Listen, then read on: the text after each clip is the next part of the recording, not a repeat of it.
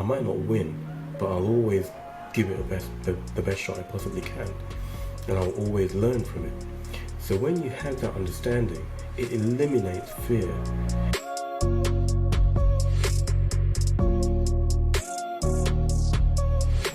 Today, I have a pleasure of talking to, I'm going to say someone who I can describe as having a portfolio career. Like, from working in IT in different organizations, from London College of Fashion, 𝐦𝐨𝐬𝐤, to the Metropolitan Police, to Ministry of Justice. I mean, look at the names already.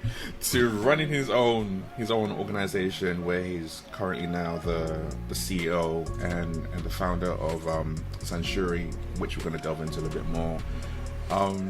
Chib Nwokonkor. Did I get that right?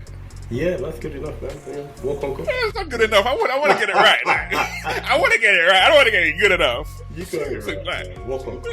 That's good. Nwokonkor. That's good. How are you doing? I'm good, bro. I'm good. You good? I'm good, man. It's good to chop it up on here. And I guess I like to go back to the origin. And I guess for you, I want to go back to the younger Chib who was playing games and trying to figure out how to keep on playing games while making sure that his parents were not going to hear him. Like, I want to hear that story of, because I think that's, from everything I read, I think that's where the birth of your love for computing and things like that came about. So let's go back to that time and can you share that story? Yeah, absolutely. I was quite fortunate that we always had computers in the house. My father dabbled in architectural design, so the company he was working with at the time gave him a computer to use at home, and when he wasn't using that, I was usually using it. I just wanted to understand how it worked. I wanted to see what I could do, and in fairly short order I found out about computer games. I thought that was fantastic, as soon as I finished any kind of homework and printed things out, which, back then, without unveiling my age too clearly, it was in the mid-1980s. So handing in your homework printed out was very, very rare. So I took advantage of the opportunity to retain my post as teacher's pet by always doing that. But it also meant that when the work was done, I could play computer games and just expand my knowledge of, flight simulators. We're not talking about any advanced 3D graphics. We're talking very, very basic CGA blocks on screen, that kind of thing. But the issue around it was the noise, not so much of the games themselves, but the noise of the computers. And it got to a point where my parents, my mother specifically, was always aware of, how much time I've been spending on the computer and the likelihood that I was probably playing games or doing something that wasn't necessarily constructive. In her understanding, back then computers weren't seen as a massive route to success, especially in an African household. So it was quite clear. I mean, my mother really wanted me to go down the doctor route or lawyer even, and it was just something that I never wanted to do. So short of becoming the black sheep of the family, I just decided that I wanted to experiment with computers. I wanted to find out how it worked, what the sources of the noise was inside, and how I could make that better, just make improvements really. So as my father was working with his company and his computers were upgraded, he usually got to keep the previous model, and I took it upon myself to take it apart with a view of making it better somehow. It was still very, very rare to have that kind of opportunity as a child. But there was a lot of material in computer fairs, which were weekly market trips that my father and I took now and then, and we could always pick up bits and pieces like hard drives, expansion cards and just cabling, and I was really able to get into the depths of how the system worked, how systems were called, which was really interesting to me, and why some systems were seen as being better than others. What was it that you could do to make a system better? How could you, do your own upgrades at home? And this was, very, very much common nowadays, but back then it was unheard of. It was very, very rare. How old were you? I was probably about 8 or 9 years old, really, back then. Because for an 8 to 9-year-old to be thinking that way, that is quite sophisticated. Well, I had no friends, none at all, 0.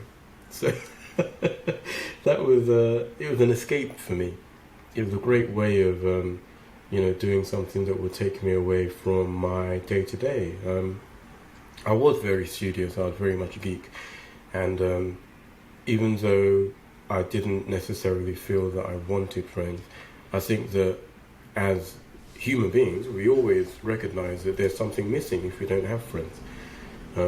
So that kind of became friendship for me.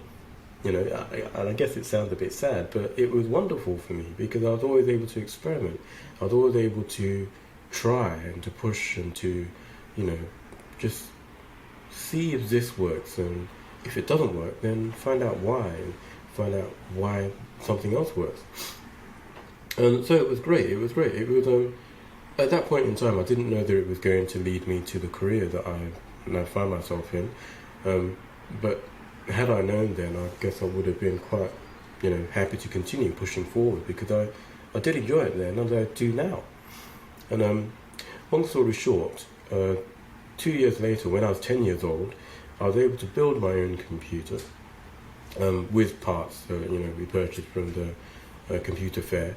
It was better than the computers which my dad was being supplied through his work, mainly because I was able to look at the areas where corners had been cut in the likes of the IBM MC architecture machines back then. I wasn't really thinking, right, I'm going to make a better corporate machine. No. My plan was to make a good computer which was quiet and didn't make noise, so my mum wouldn't tell me off for spending so much time playing computer games. And I was able to achieve that. It was really quite a Heath Robinson solution, ultimately, because whilst the computer itself was quite conventional, the cooling methodology that I used was unheard of. It was completely new back then. We had a desktop refrigerator, and I knew that if I could find a way of introducing the cold air from the refrigerator to the heat-producing components of the computer, specifically the CPU, then I could eliminate the CPU fan, the induction fan, the exhaust fan. Those 3 noise-creating components gotten rid of in one fell swoop. So I used a dry cleaning duct, which I don't think my mom's forgiven me for today even, in the kitchen. I used the desktop refrigerator and a significant quantity of black masking tape, and I was able to take one end of the duct on top of the CPU array in the computer. Obviously I removed the case, and another end into the refrigerator, compressed the duct quite significantly, and sealed the opening again with the black masking tape. So it looked diabolical, but with the desktop refrigerator underneath the desk next to the computer, then as you were sat in front of it, all you saw was the keyboard, the keyboard, the screen, and the mouse. And it worked perfectly. There were no fans, the computer was absolutely silent, and it performed better, if anything, than it did with fans, because it was completely silent. It produced significantly less heat, and it could run for as long as I wanted it to run. We only started seeing solutions of that nature probably about 25 years later, when people started looking at nitrogen cooling, Yeah, 2000. Yeah, that kind of thing. So that's what I was like, rare. This is, listening to you talk, even now, I'm like, knowing can I just trying to struggle to picture it, but you're 10. and you come up with this genius solution to a problem just because you want to play more computer games. And then you now measure that with what you said earlier on, which was, if I had known this was going to be my path in my industry. So even at that point in time, you weren't even thinking that, oh, I want to keep on doing this, or I want to grow this. It was just, I want to do something different, understand why, I fix the problem. And that's what the drive was behind creating this ingenious solution at that point in time. Oh, absolutely. You know, I mean, in retrospect, you can see that back then, you know, I had just no idea, you know. If anyone had asked me what I wanted to do, I think that I probably would have been thinking about going into finance or something of that nature. As I said, I had no interest in medicine, against my parents' better judgment. And IT was so new. The idea of actually monetizing it and making a successful career in IT was, it wasn't even on anybody's radar back then, you know. Yes, computers were becoming increasingly popular, but the idea was always that they would remain, you know, a rare purchase, you know, specifically for commercial applications in big businesses. I think it was IBM which initially coined the phrase that ultimately there would only ever be a need for a handful of computers throughout the world. But obviously that's been blasted completely out of the water. Just based on your experiences with playing around with, I'm saying playing around loosely, creating, inventing radical solutions from a very young age, as a parent as well, what's your view on kids and computers, and I guess to a larger extent in this world that we live in right now, it's going to be social media, because you get two different schools of thought. Yet listening to you describe this right now, I'm just like, wow, that's what could potentially happen. So how do you see it with parenting and balancing computer time, skills, all of that? That's a good question, that really is. I think to the best of our abilities as parents, we need to monitor what our children are doing on computers and what they're exposed to. And we should never feel that we're going to be benefiting them by blocking their access to computers in their entirety, obviously. But there are a lot of dangers online today that just didn't exist, you know, even 10 years ago, you know. So things are developing very, very fast. We need to balance that out against the fact that there is, you know, so much yet to be learned. There are so many opportunities, there are so many you know, new skills to be developed that we have no idea of even now. You know, what's going to be done in the tech space in the next 5, 10, 15 years. So it's our children who are going to be introducing these new developments. It's our children who are going to be benefiting from the opportunities which we're giving them now. So it's really important that, you know, as much as possible we remain involved. I think an interesting conclusion which my wife and I came to around this was we want our children to learn. We want them to be able to experience as much constructively online as possible. And in order to make sure that we can protect them where there is a need for us to do so, we maintain absolutely open channels of communication with them at all times about what they're doing. Not so much myself, because, you know, for good or bad, I'm very much a geek. But my wife is much warmer. She's much more the people person. And my children seem to gravitate towards her because of that. You know, it's a beautiful thing to see. So in combination, we offer an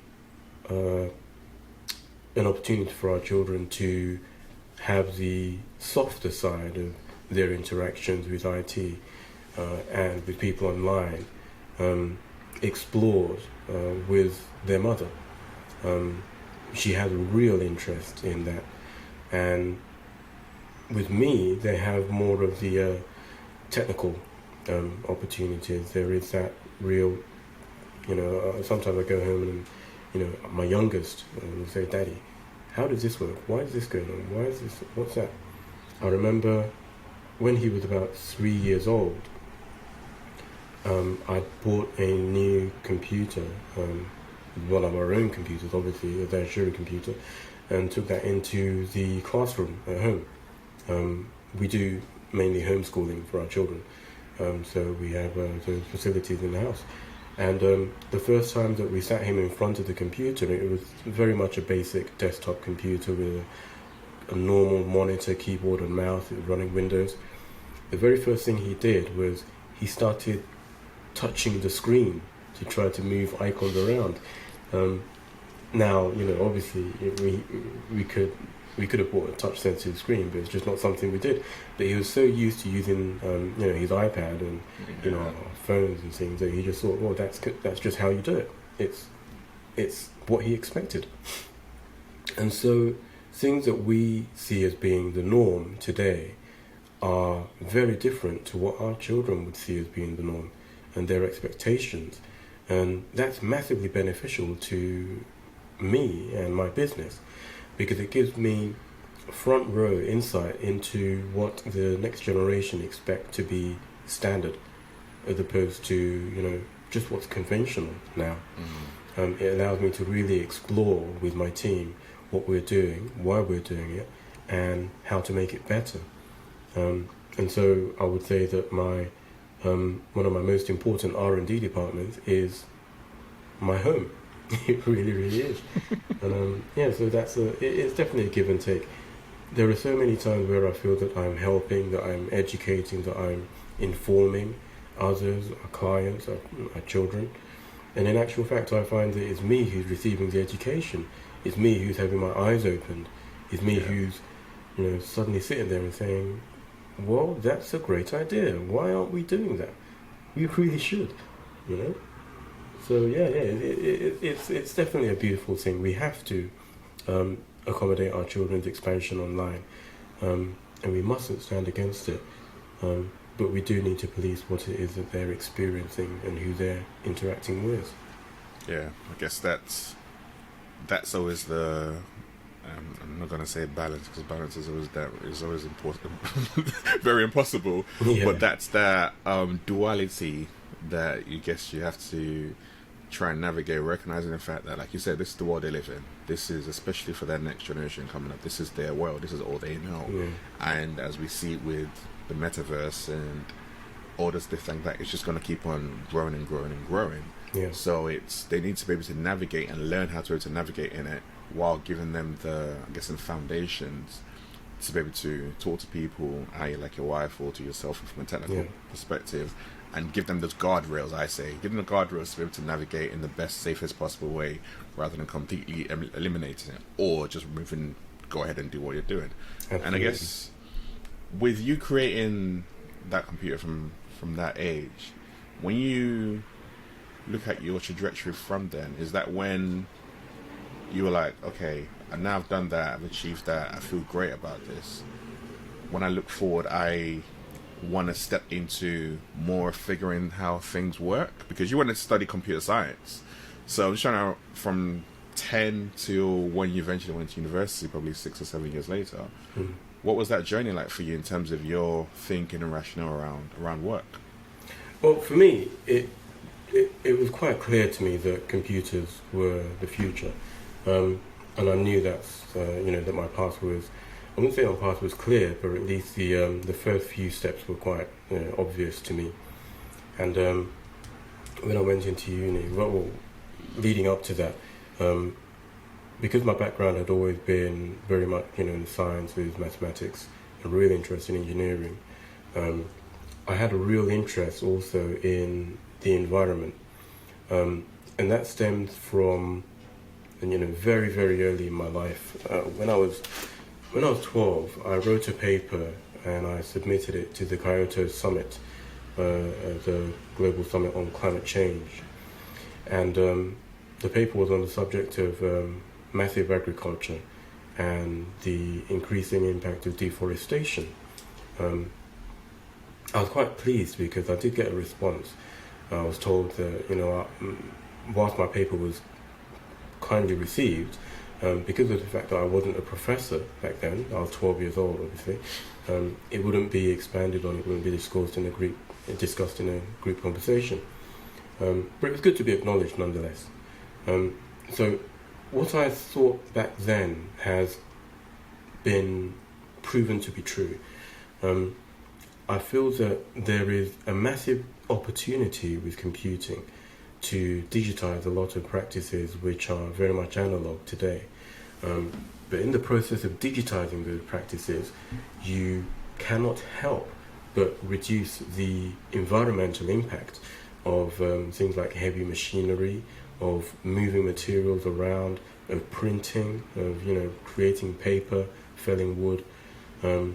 If instead everything moves to zero carbon, zero paper printing, digital delivery, digital actualization, no packaging, being able to download material, which has now all come to light since we've moved away from 56K modems to high-speed broadband. So these ideas which I had, and I did actually expand on them in the paper, have come to light. It's become the reality that we live in today. And the benefit of what we're doing in Zanshuri, in my company, is moving that further forward. Okay, for the last 12 years, we've always at the core maintained a drive towards zero carbon sustainability, not at the expense of performance. There's no point saying, okay, you can have this highly efficient server or desktop or laptop even, and it will do everything that your current solution does, whilst using 90% less electricity, but it's not going to be able to perform the way that your current system does. No, that would be very easy to achieve. Obviously we could all have variations along ARM chips or Raspberry Pis on our desks and just muddle along with that, but no. What I wanted to do was to create a range of computers which would use significantly less electricity, were made out of largely recyclable materials. So we moved away from plastics in our architecture to metal and glass, which is infinitely more recyclable, with a significantly lower impact on the environment. And we've maximized those cooling methodologies, which I began working on when I was 10 years old. To the point now where our systems will use 90% less electricity than the competition, whilst outperforming the performance capabilities of the competition computers. So whether you're talking about an Apple or a Dell or a Lenovo or any other HP or any other competition, an equivalent Zanshuri system will always be faster.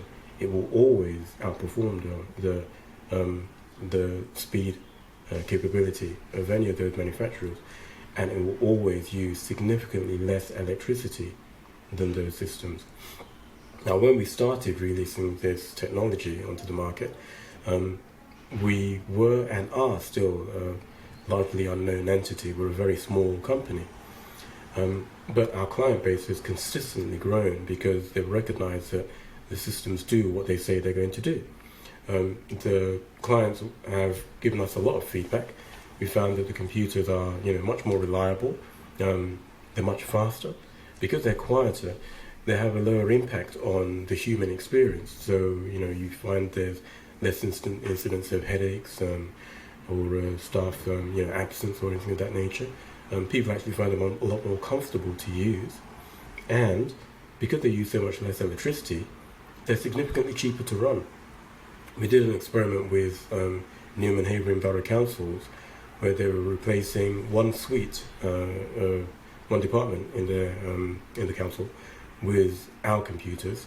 I think they went from HP to Zanshuri, and they found that their electricity spend, specifically on IT, dropped from, I think it was about £50,000 a year, down to less than 5,000, for exactly the same number of computers being used for the same amount of time. Wow. So that was fantastic for us because it was a third party doing their own assessment outside of laboratory conditions, and their results were absolutely stunning. So we know we're onto something, and I'd say we're still in early days because we're still not as widely spoken of as the other manufacturers I mentioned, but we will be, and we will at that point then become a 12-year overnight success. Actually, I actually think it's even longer than that, because this is a combination of what you did as a 10-year-old and the report you wrote as a 12-year-old. Yeah. To creating Zanshuri probably 20 plus years later, if you look at that time scale. Yeah. And there's something around being too early to market where we see a lot of people like, oh, I had this great idea years ago, but I never stuck with it. Yeah. And what was it with this two particular ideas coming together that gave you stuck with it in a sense? Yes, you went into different areas and worked in different spaces, but you came back to this and you created this company 12 years ago based on ideas you had when you were 10 and 12. Yeah. What was it that kept that, I'm going to say, that alarm bell ringing in your head that I need to do this, I need to put this out there? I think the beauty of being able to do what I'm doing now is I literally am living my dream. Okay, it's not many people have the opportunity to actually do what they enjoy every single day. Mm-hmm. Okay, and it has been a journey. We're still at a point in time where we're pushing every day to get our products out there, to get our services out there, to let people know about us, and to buy in to our capabilities. But if the passion were not there when I was so much younger, when I was 10 years old, for example, then it would be very, very difficult, if not impossible, to sustain it this long. And what that does is it gives you the impetus to continue to push forward when the rest of the world is saying, just stop, just go and get a job, just go and do something else, anything else, you had a guest you interviewed previously called Kate Wolf in the NFT space, an illustrator. And I remember in that interview, she was introduced to web design by her father when she was 8 years old. Yeah. And before that, she'd been doing a lot of digital art design on her computer. And what her father did was he helped her to put her work online, give her that digital space online, that space in which to create a portfolio, it was like a blank space in which to use a palette to create something. And it was really interesting listening to that interview, because what she then did was she continued to move forward, through Lush and, opportunities which presented themselves at FIT, and then moving into the NFT space. It was really interesting because initially there was kickback. She wasn't able to get the kind of sales which she wanted to achieve, but she was doing what she wanted to do. She was doing what she was passionate about. She was doing what she was doing since she was, I think, 7, 8 years old. Mm-hmm. So if more people are given the opportunity to recognize that there is purpose in chasing your dream, then we can see beautiful things coming to light in the world. The reality of the world today is, we're forced to go through the educational system, get a number of qualifications, then go and get a job and get a mortgage, marriage, kids, and so on and so forth, which is fine if that's what you want to do. But if you're passionate about something, anything, as long as it's what's relevant to you and you're good at it, then we should be given every opportunity to pursue that passion. I think the worst thing that I can imagine in the world, for me personally, would be to get to a point in time where I sit back and I ask myself, I wish I had tried. There are people who live 60, 70, 80 years and they get to that advanced stage in life and they say, I never really tried that thing that I was passionate about, that thing I was interested in, that thing I was curious about, not knowing that could have taken their life in an entirely different trajectory. They might have been successful, they might have been happy, they might have been both, and that doesn't mean success by the world's terms, that means success by the terms of the individual. So I'm quite fortunate. I recognize that it's a rare gift to be able to do this, but had I not had that impetus, and the support of my parents, which maintains to this day, even though they're still a little bit upset about the fact that I didn't become a doctor. I think none of this would have happened. So it really is important that, our parents, our teachers, those who are guardians of us at, early stages in our lives, be that in our, teens or our 20s even, or 30s, we have to recognize the importance of finding advice, of finding support, of finding buy-in, and moving forward with what we're good at. It doesn't have to be what's popular at the moment. It doesn't have to be what everyone's talking about in crypto or NFTs or in the metaverse even, but it has to be something that you're actually passionate about. You can literally monetize anything if you're good at it. You just have to be certain that it's what you want to do, as opposed to it just being something which you've heard of and you think, yeah, it's worth a shot. It has to be more than that for it to work. I guess with you, that obviously the certainty was clear from what you were doing from a young age. It was there, that path was there. But then, let's say you're talking to someone who is not so certain. They don't quite know what that future holds for them, and like you said, it's like, I might have a passion or I feel like I have a purpose, but at the moment I'm either too early to market, just like you were, for example, or I need to go out and earn some money, and therefore I don't feel like I can chase this dream, and therefore you let, I'm going to say, life kind of beat you down and forget what that dream really was about, and that spark gets killed. Yeah. The spark gets extinguished. So what advice would you potentially give to someone to be able to keep on nurturing that spark, even if you do have to get a job in the meantime, or around finding that purpose and that path, so you don't live a life of regrets that you just talked about? Yeah, of course. As much as possible, I think it's important that people recognize that we're all different, that, just because you see or hear about someone doing something, you think you have to aspire to achieve the same kind of thing. I mean, let me clarify on that. When I was in school, yes, I was good at maths, yes, I was good at sciences, and I enjoyed, reading. I had a real passion around literature. But I was also very good at sports. I was good at running, I was good at track athletics, I was good at football. And so a lot of my teachers felt that, as a young black boy, I should concentrate on athletics.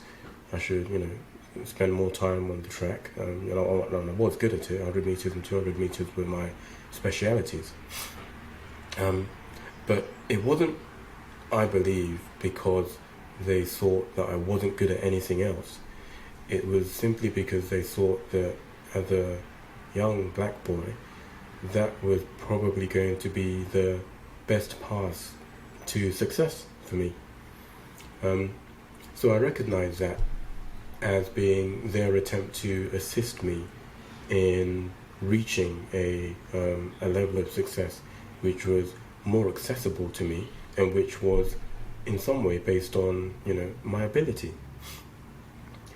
In exactly the same, well, not exactly the same way, but in a similar fashion, my parents wanted me to go into medicine or finance. It's because they wanted me to be comfortable, to be successful, as they believed success was back then. And they wanted it to be something which was attainable to me. But at the same time, they didn't block anything that I wanted to look into. I remember, I think before in my early teens actually, I remember speaking to my mother about a book. I spoke to her about lots of books. This is, back in the days when you had to go to bookshops to get a specific book. And I spent a lot of time in the library. We lived in Canning Town in East London. And I used to go into the library every single weekend. It was, religiously important to me. And I found out about books that I wanted to own. So I'd go home and I'd tell Mum, I want to get this book on the coefficient of drag and wind tunnel testing. Could you get this book for me, please? And she'd say, okay. And she'd go and she'd get me the book. A couple of weeks later, I'd say, okay, Mum, I'm really interested in learning about thermodynamic engineering. could you get me this book, please? She said, okay, fine. Go and get me this book. Another time, James' manual on military aircraft engineering. Mum, okay, fine, Chib, I'll get you the book. And so she got me these books. And what she was doing, and I know that she is aware of it because we've since spoken, was she was accommodating my voracious appetite for learning. She wasn't sure where I was going to go with it. She still wanted me to go into medicine, but she also recognized that she had to give me the opportunity to find my own path. So as parents, as educators, as teachers, as guardians, we should ensure that we are giving our children the opportunity to find their own paths. But in exactly the same way, we should be doing that for ourselves. We shouldn't think, okay, I'm 50 years old now, or 60 years old now, or it's too late for me, there's no opportunity for me to, look into my passion or to chase my dream. No, there's always an opportunity. If you've got time to sit back and watch, a streaming movie, then you've got time to, put some time aside just to look into your passion a bit more. If you've got time on a lunch break to take a long walk or, to do something, no one's working 24 hours a day, 7 days a week. You must have some downtime. And if you're passionate enough about anything, then you will use some of that downtime to learn more about it, to educate yourself further, to dabble. Even if you wanted to freelance in something, which is something that people really should take advantage of. You can work with so many companies, so many businesses, so many organizations as a unpaid staff member. If you demonstrate that you're willing to learn, that you're willing to benefit the organization, but you just need exposure to what it is that you're interested in. Many times, business leaders or managers are going to be willing to have those conversations. It doesn't mean the answer is always going to be yes, but it means that you're giving yourself the opportunity to take that first step. So if that means you're working, a normal job 5 days a week, surely you can spend some time after you finish work learning. You can spend half an afternoon on a weekend working in the industry.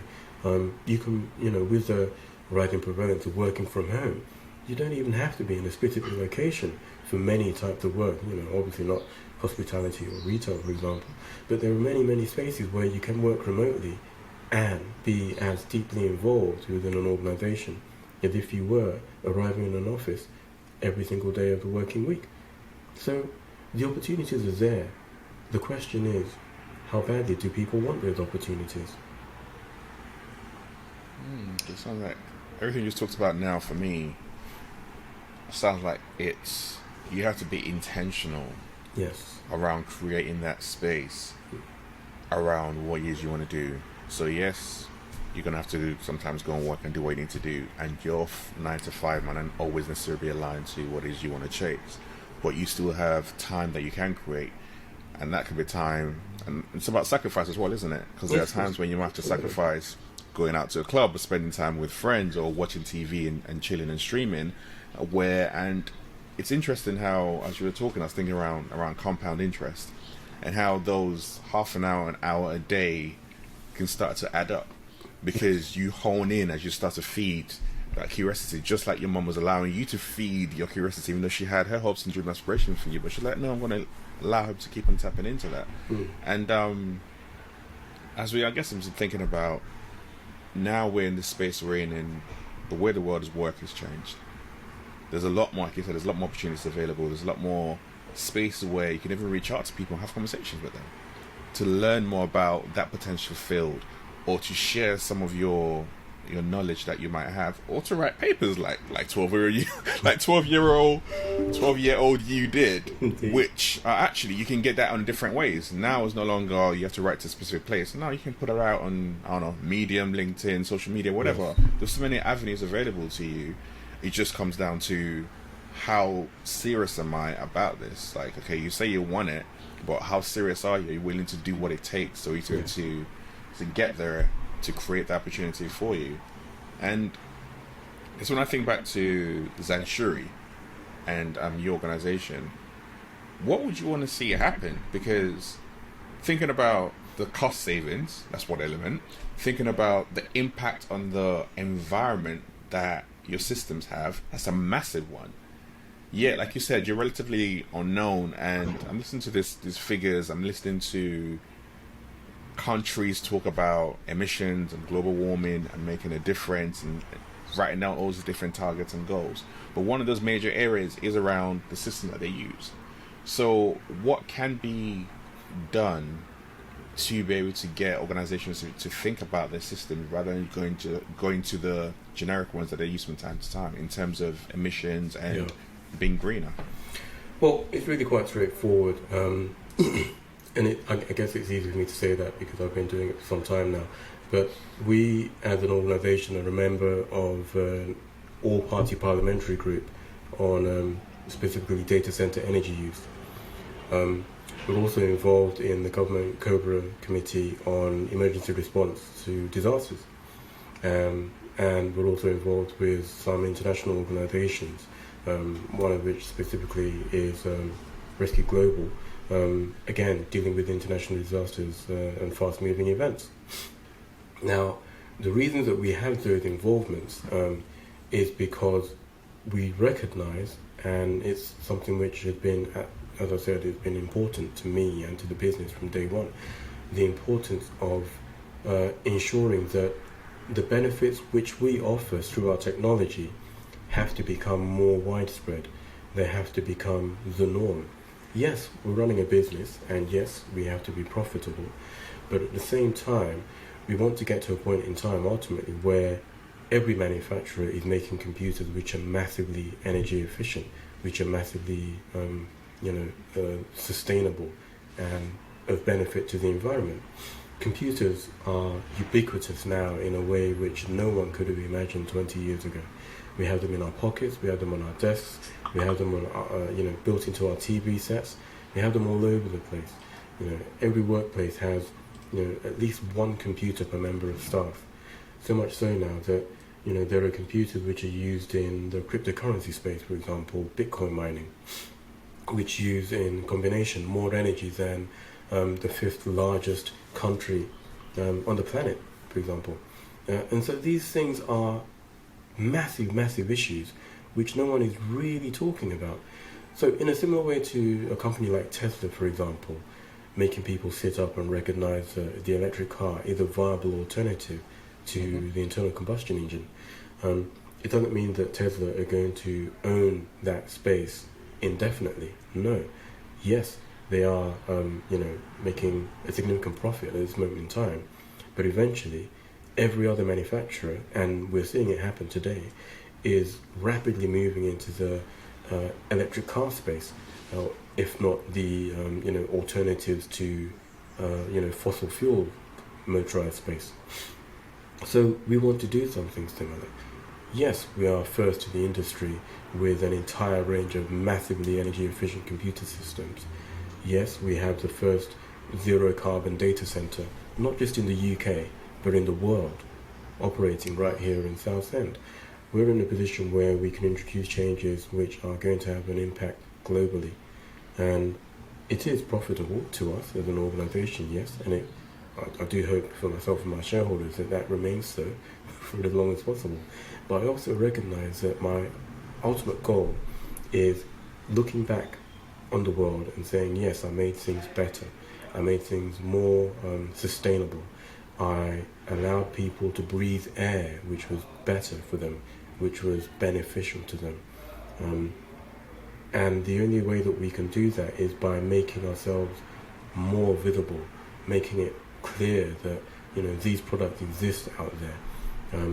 We've been making a quite significant push towards the holiday season sales this year, mostly because yes, we want people to know about what it is that we're doing, but also because we want people to recognize those conversations that they're having about sustainability and about green options as opposed to going down the standard existing route don't have to just be theoretical conversations. You can actually make steps, you can make decisions, you can make purchases which are going to realize your aspirations. You can actually make it happen. You don't have to wait until 2025 when government directives become the norm. You don't have to wait until the point where all the companies are, manufacturing computers which, use less energy than a LED light bulb, which is what we do. You can do that right now. You can make the decision, you can vote with your wallet, and you can make the world a better place. Every single time you switch on your computer, whether you have one computer on your desk at home, or whether you and your staff have 30,000 computers in one company, which is spread across a number of nations around the world, you're making a difference. You can make that difference right now. So when people realize that these opportunities exist, these options exist, this computer technology is out there, and you can buy it today and have it delivered by in 2 days' time, then we'll know that we've actually been successful in achieving our goal, in ultimately making the world a better place. That's what matters the most.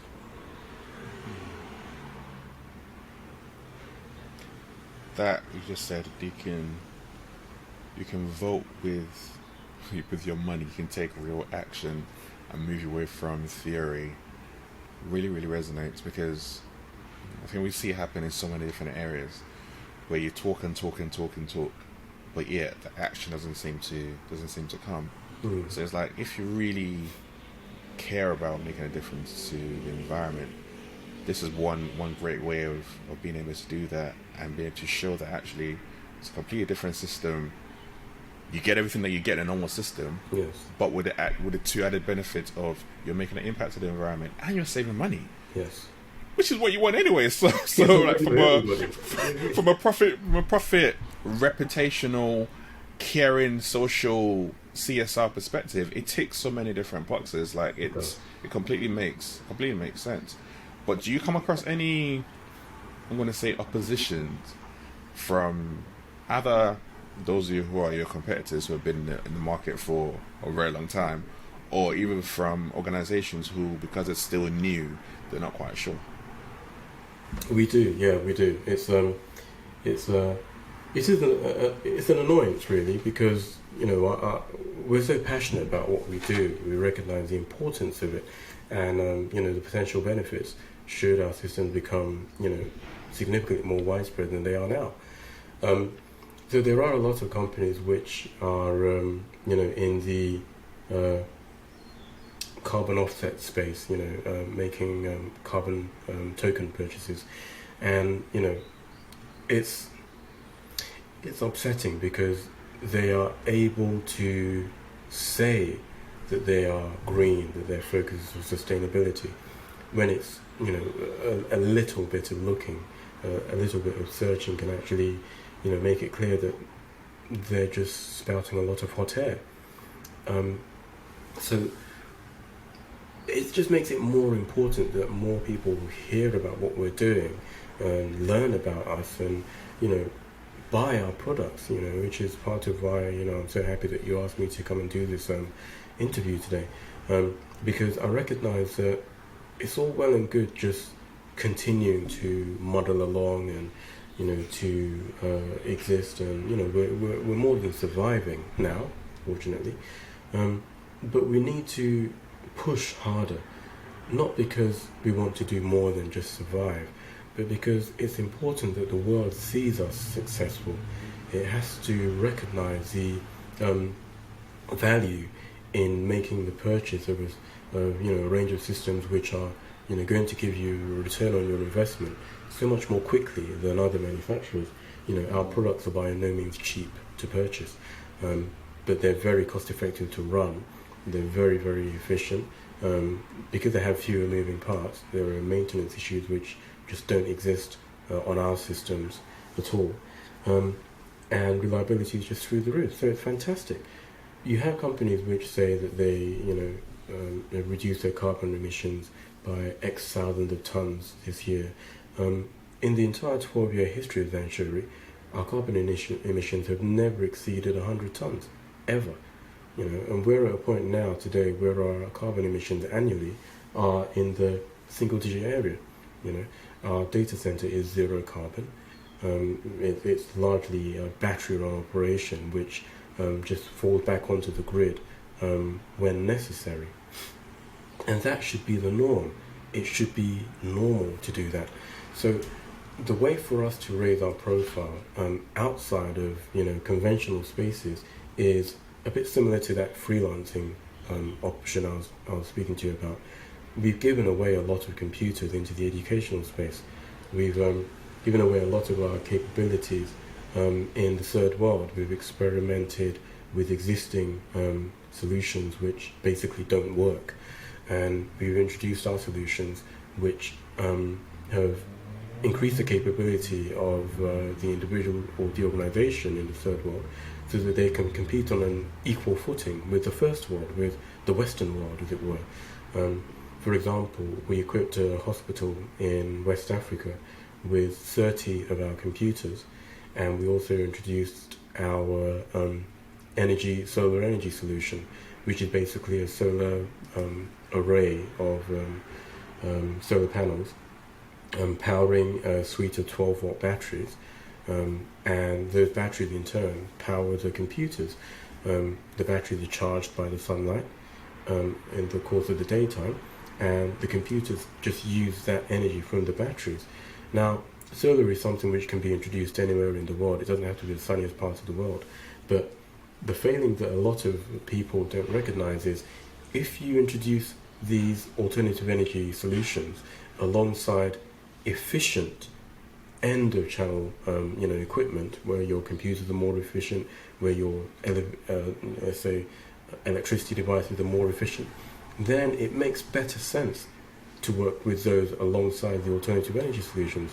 So we're now in a position where in that West Africa solution, because our computers are so energy efficient, there will never be a realistic point in time where they will completely deplete the power storage capability of the battery array. So those batteries can then be used further to charge USB devices, whether that's handheld phones, whether that's pocket torches, whether that's low energy devices capable of running on 5 or 12 volt. So instead of just giving people or organizations the ability to work irrespective of grid electricity failings, you're suddenly giving them an improved lifestyle in its entirety. They're not dependent on burning fossil fuels. They're not dependent on collecting wood or coal, or these systems which are going to be impactful and have a degenerative effect on their immediate environment. Instead, they just go to the computer and press the on button, the way that we do here in the Western world. And what that means now is that that massively growing population is suddenly being exposed to Zanshuri and seeing Zanshuri on every computer that they see in the hospital, on every computer that they see in their schools, and gradually they'll see them more in those computers in the workplaces. So where the Western world has been reluctant because they're stuck with the existing status quo, the emerging world, which is much more populous, the likes of India, Nigeria, South Africa, is embracing this new technology. Mobile payments were significantly more ubiquitous in Africa than they were in the Western world 2 years ago. Everyone was using mobile payments back then, when here in the UK we used to pull out our credit cards or sit in front of our computers or go to the shops. You couldn't just literally be in the market and bartering and making purchases on your Nokia 8110, for example, which was standard back then, and everyone did it. Now all of a sudden we're suddenly realizing, okay, we should be making better use of this, Bluetooth, there's wireless technologies, blah blah blah. But all of a sudden the Western world is behind. And the beauty of it is we're in a position where our products are being seen more widely in an environment where the population is very, very young, is very motivated, is very driven, and so their uptake is significantly greater and there is much less challenge. We don't want to be in a position where we're saying, right, we've made this place better than that place. We do want to see equality. We do want to see capability across the board, and it isn't just something which I think is a good idea. I have to drink my own Kool-Aid. Within Zanshuri, we have a good mix of people from different parts of the world My business partners are black women and white men, and it's important that we're all working together and pushing forward, not because we're trying to make an example for the world, but just because it should be the norm. It really should be. So we're doing this, and we're not doing it because we're trying to make some kind of statement. We're doing it because we're in business to help to make the world a better place. Yes, we want to be profitable. Yes, we want to be successful. And me personally, I'd like to be in a position where when I'm doing my talks in schools, which I've been doing for about 5 years now, it's not a surprise for the guest speaker to be a black CEO of a technology company, as opposed to someone who's an athlete or who's in education or who's in entertainment, or music or something of that nature. And there's nothing wrong with that. But we should be seen as being capable of doing everything, because we are capable of doing anything. It really matters. This has been empowering, inspiring, and also masterclass in a sense when it comes to like technology and the way a lot of things that we don't think about actually work, and also around the actions that we can actually take around making a difference to in our day-to-day lives, but in the wider context of organizations and leaders in particular who are listening to this, who will have that power to be able to make a difference and take action. This has been that masterclass in how you can do it. But I love what you said right at the end around, actually, you know what, if the Western world doesn't want to take it up because they're so used to what they're doing, that's fine. The global majority is where that market is growing and expanding, and being able to tap into those markets and give them something not only that makes a difference and improves their lives, but makes a difference into the environment, and that wider context for me is absolutely amazing. And I guess the last question I always like to finish off these interviews with is, what does leadership mean to you?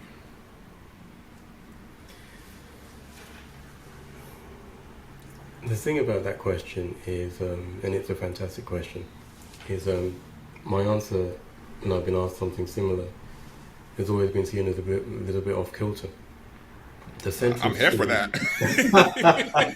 I'm here for that. Okay. There is no one way to answer that question, so bring it. Okay. I think the most important characteristic of a good leader is the ability to serve, more than anything else. I was very fortunate to be given the opportunity to explore my passion very early in my life. But as I was growing older, I had to move into other spaces, as you alluded to, my work in various other organizations. And for a time, I worked in the police service. I was actually a police officer in London, in the Metropolitan Police. And I went into that work, for example, because it was something which had existed for a long time in my family lineage. My father, before we came to the UK, was a military man. His father was a military man, also my grandfather. And when I was doing that work, I found that every single day was going to be different. But the reason that every single day was different was because there was no standard, there was no consistent expectation of you in a way that similarly people might expect in a 9-to-5 job in an office, for example. And going into that work, recognizing that I had to be able to answer questions, to assist people, because no one ever goes to a police officer, very rarely go to a police officer just because they're having a laugh. They're coming to you because they need help. They really need help with something that's, in their mind, and rightfully so in many cases, it's life or death. If you're not able to completely, absolutely prioritize the information that you're being given and act on that information, someone's life could be at stake. That's literally the case. And what I was able to take away from my years as a police officer was, if I wasn't willing to serve the way that I did, complete strangers, to listen to their needs, to put my life on the line because of what someone who I've just met 30 seconds ago has said to me is happening around the corner, then I would never have been able to literally save the lives that I saved. in my career as a police officer. I wouldn't have been able to make that difference. And I got commendations as a consequence. I got people who, are my friends. People who have actually said, "Look, I've never experienced that, from anybody. My friends, my family, people who have known me all my life. I've just met you. You're a police officer, and you changed my life." I didn't expect that when I went into that work. What I expected was that I was going to be dealing with, the criminal minority of the world on a regular basis. But it helped me do the work that I'm doing now because, on the one hand, some of the difficulties I experienced made it clear to me that there is nothing, absolutely nothing on earth that I cannot deal with. I might not win, but I'll always give it the best shot I possibly can, and I'll always learn from it.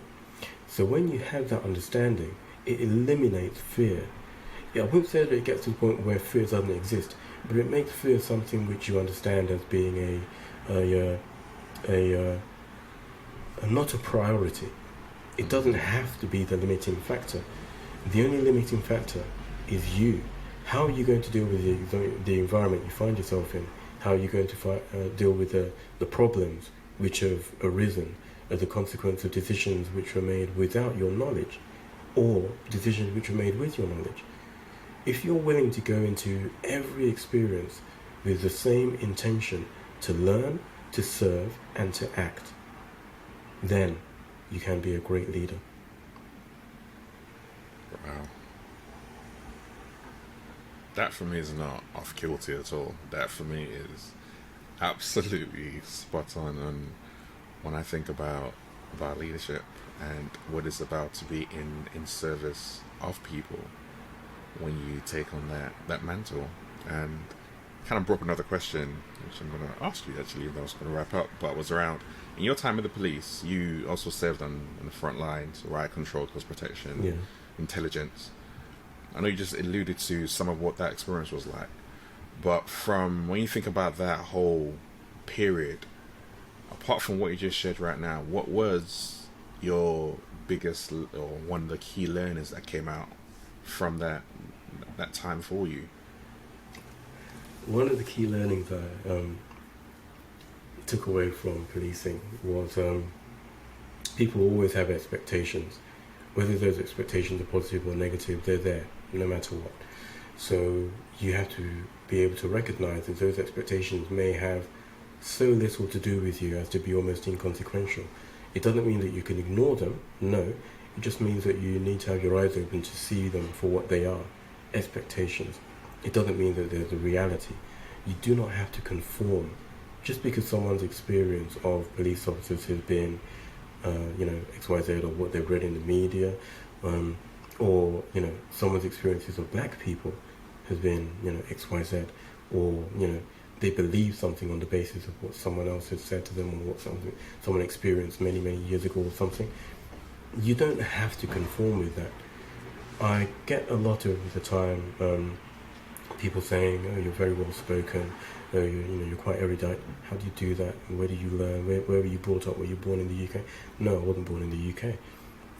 But I had a determination to improve myself back then, as I have today, and I'll continue to do so. So, working in the police, I found that I really had opportunities to change people's expectations, not by bludgeoning them into acceptance of the reality of who I am, but by demonstrating my abilities as a human being, as a man, as a decent person, not as a media cutout, not as a negative entity who they want to minimize their interaction with. So just learn to not take things personally. Learn to recognize that everyone's hurting, everyone's had some kind of experiences which are not necessarily positive, but you can give them a positive experience. You can decide that even if you're in a bad mood, you can put that aside, even if it's just for 30 seconds or 5 minutes or more, just to make sure that you're feeding into people and you're feeding into society a positive experience, because that comes back to you. I truly believe in karma. I never ever in my time in the police drew my weapon in anger. In training, absolutely. There were times when perhaps it might have been the thing to do. It was definitely expected at times, but I'm fairly fit. I always have been fairly fit, and there's always been a better way of dealing with things than pulling out a baton or something worse. The best tool that we have is our voice and our words. So as long as you can bring that to the fore and recognize that this is an opportunity, everything is an opportunity to make the world a little bit better, to move the notch just that little bit further forward, and take that opportunity and do something with it, then you're winning. No matter what the world says, no matter what you read in the papers, you have to keep pushing forward. I have no doubt at all that things are going to work out the way they're supposed to work out, and it will be beneficial for the majority in the end. It doesn't mean there's not going to be dark times in the interim. It doesn't mean there aren't going to be negative experiences until then. But as long as we continue to move forward as positively as we possibly can as individuals, then we just cannot fail. I truly believe that. What a way to end the interview. I don't have anything else to add to that. I'm just gonna leave that one there and let that one just to settle and permeate. Any information, like if people want to find out more about Zanshuri, all that information is going to be available in the show notes, their website, more about Chib and his organization and how you can get involved and work with them and the brilliant work that they're doing. And I guess my last thing will be just to say thank you. We appreciate you just sharing your journey, unpicking different bits and pieces and expanding, personally, let's say, my mind and way of looking at things and making an impact. So thank you very much. Thank you, Chib. It's been a real pleasure. This is Everyday Leadership, and I'll see you next week.